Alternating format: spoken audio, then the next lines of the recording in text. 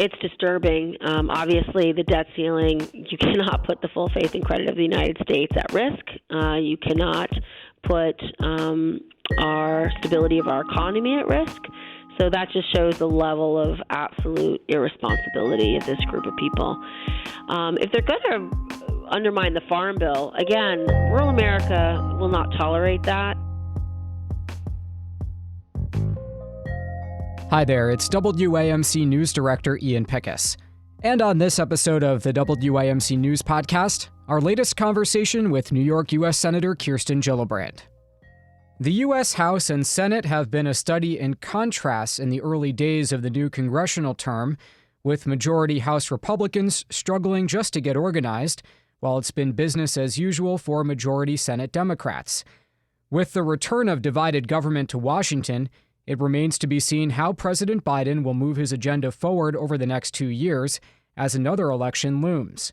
I spoke with Senator Gillibrand about her 2022 highlights and her hopes for the new term. Well, before we talk about this year, you said that last Congress was your most productive term yet. You've been there since 2007. How come? Well, a lot of the bills that I've been working on for a long time finally got votes, and they passed and became law. So a lot of success in the last 6 months. One such bill was the gun trafficking bill that I've been working on since 2009, and it was included in the bipartisan gun package that makes gun trafficking a federal crime where kingpins and traffickers and straw purchasers can be given penalties up to 25 years if they are kingpins. And it just gives more tools to law enforcement to ensure public safety. And that bill also included a bunch of money for mental health for violence disruptors so that not-for-profits, schools can apply for money to do violence disruption mental health programs to make sure our youth don't join gangs, don't use violence as the means of solving problems, and really help them with the mental health challenges that we've seen really grow because of COVID. I also had success in changing how we deal with sexual assault in the military. Sexual assault, sexual harassment, murder, serious crimes, they're all being taken out of the chain of command, given to trained military prosecutors so that justice is possible for our service members who sacrifice everything. A related change for the civilian world, Lindsey Graham and I teamed up to make sure that when you join a company and sign an employment contract, that you're not signing away your constitutional right to a jury trial. So if you're harassed or assaulted in the workplace, you can now sue in a court of law. You don't have to sign a mandatory non-disclosure agreement. It changed 60 million employment contracts overnight, so that's a huge win. And then another bill that I've been working on for a few years is related to the 9/11 health bill, which was getting the resources for all of the healthcare impacts that it's had. Specifically, the cost of inflation for healthcare has been higher than the cost of inflation for other things, and so we got that done. And then the coalition that we brought together to do 9/11 worked to then pass a huge veterans bill to make sure that service members and veterans who are exposed to burn pits and were developing these horrible diseases similar to the 9/11 cancers, that they can get access to health care. And that helped 3.5 million vets to make sure they are guaranteed health care treatment for any illness they have because of exposure to burn pits.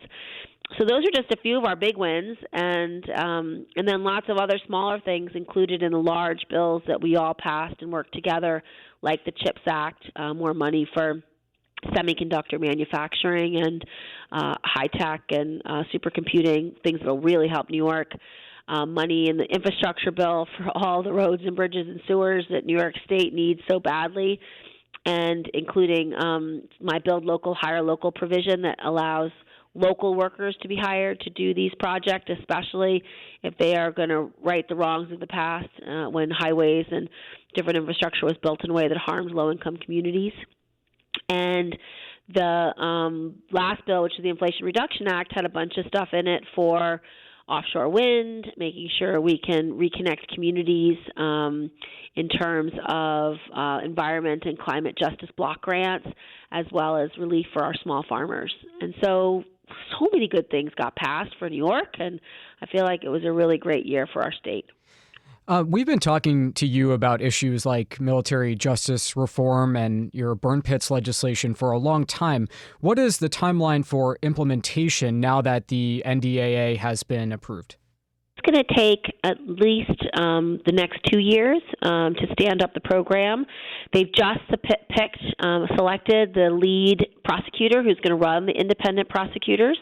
So that person's been named, and then they will train and repurpose people's billets, their MOSs, to become full-time criminal justice lawyers.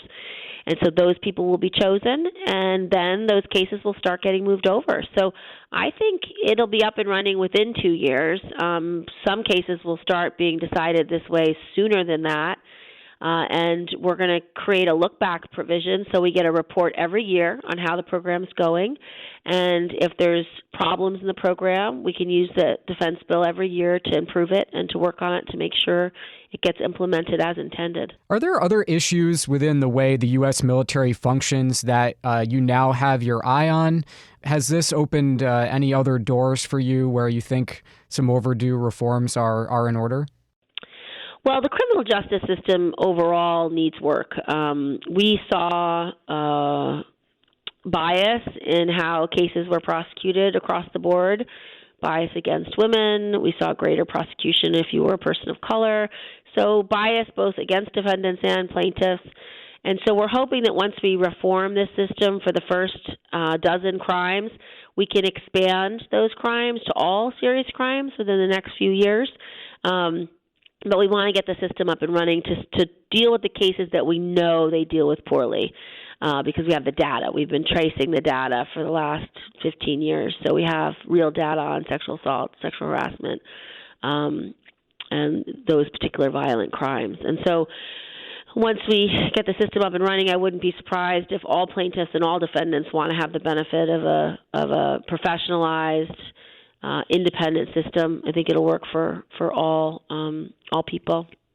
Before we talk about some other pressing issues for this year, let me ask you about the House side leadership vote behind Speaker McCarthy. I'm just wondering, you were a member of the House of Representatives. What did you think of that entire process? I thought it was terrible. It was a terrible reflection of where the Republican Party is right now.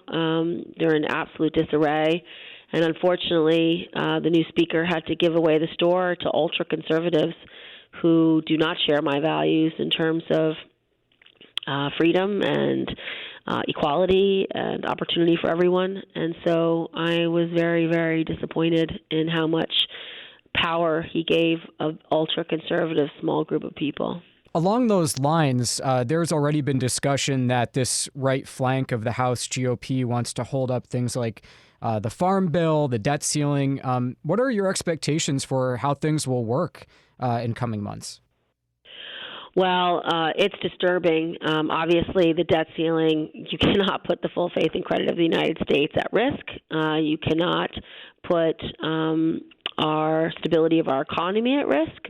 So that just shows the level of absolute irresponsibility of this group of people.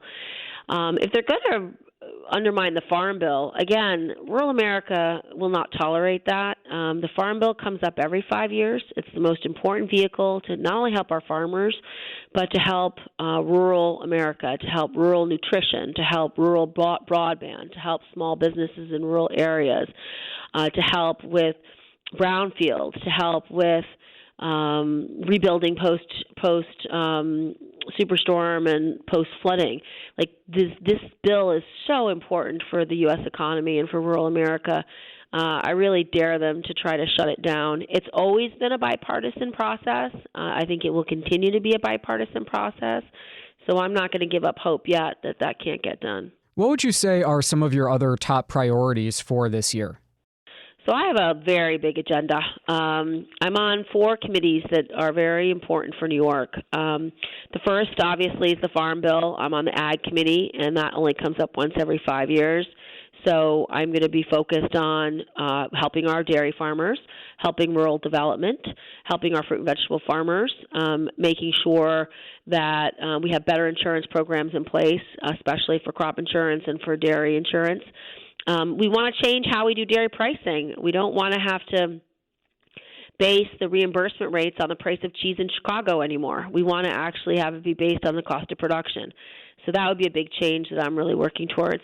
We want to help the nutrition programs, make sure some of the changes we made during the pandemic to get EBT food stamps easier. We want to keep those things in place.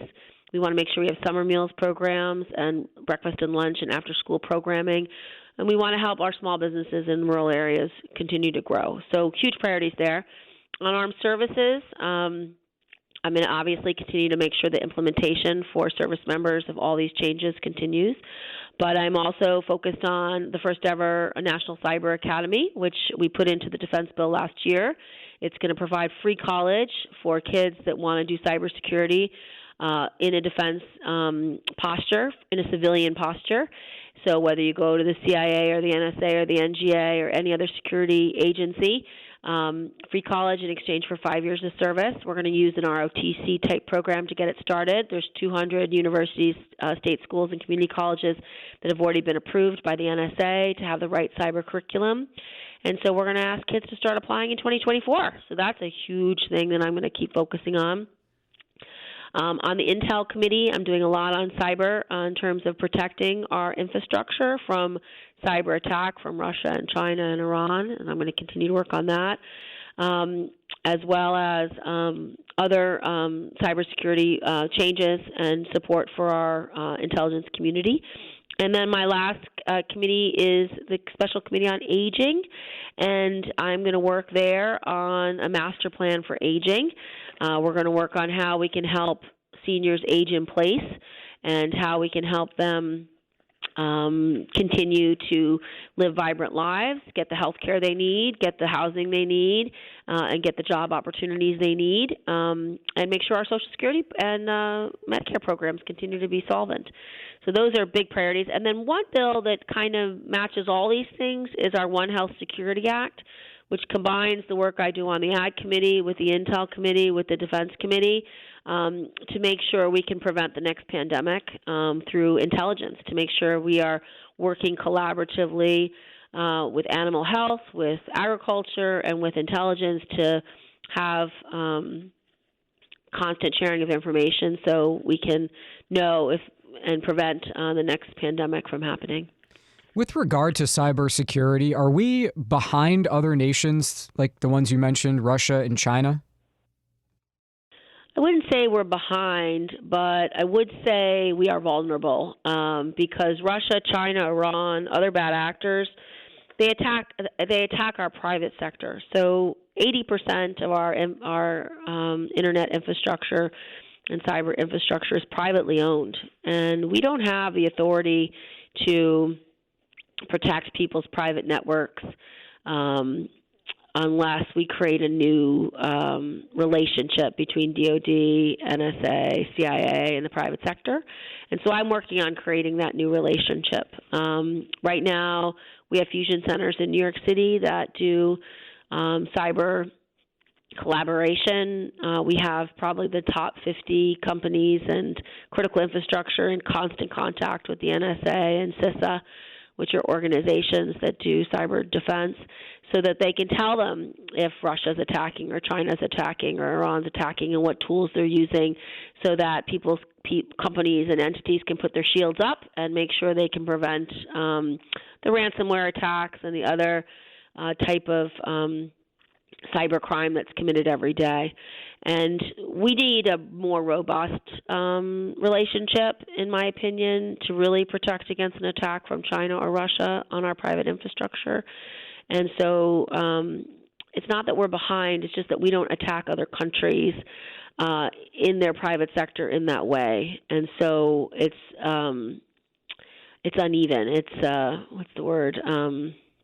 It's disparate.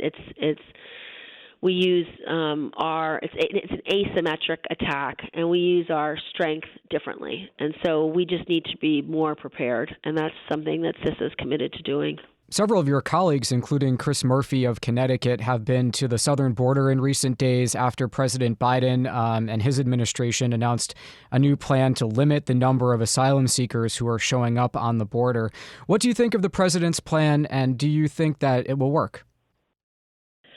Well, I fully support enhanced and much more investment in border security. I think we have to stop the flow of illegal immigration. But one of the best ways to do that is to right-size immigration and create more visas for legal immigration and to encourage people who are seeking asylum to apply from their countries of origin, not taking these dangerous treks across many countries. I think we have to stop the flow of illegal immigration through our borders and start an increase in legal immigration so that people can follow a law, follow a plan. We need a pathway to citizenship for the 13 million people here already. We need comprehensive immigration reform. I think there's a number of senators that are eager to start working on that in the new Congress.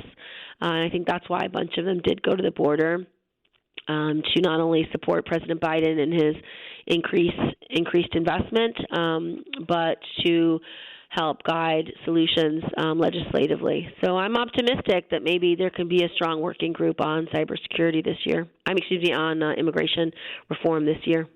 Senator, you're up for re-election next year. Are you 100% committed to running again? I am. I'm very excited to run for re-election in 2024, and I have not only announced my campaign, but I've already started building a strong campaign and infrastructure for that campaign. I've already raised and have $5 million cash on hand to fund a very robust campaign. I will raise more resources, and I will collaborate with our state committee and our county chairs. I've been reaching out to our county chairs as well as our labor leaders, and I've earned commitments from pretty much everyone so far. So I'm pretty excited about the campaign we're going to build and hopefully earning the support of New Yorkers to serve another 6 years. What's your message to people listening about why they should stick with you for another term? Because I get things done on their behalf, and I help people in everything I do. I've focused on healthcare, on education, and on jobs. I've had a laser-like focus on issues that help people be able to manage what the last 3 years of COVID have brought them, as well as helping them rebuild so that we can have a stronger economy and stronger families.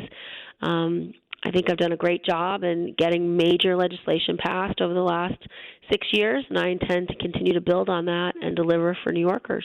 New York Senator Kirsten Gillibrand is a Democrat. Senator Gillibrand, thank you for spending all this time with us, as always. Thank you so much, Ian, and God bless. All right, that does it for this episode of the WAMC News Podcast. Thanks so much for listening. Until next time, I'm Ian Pickus.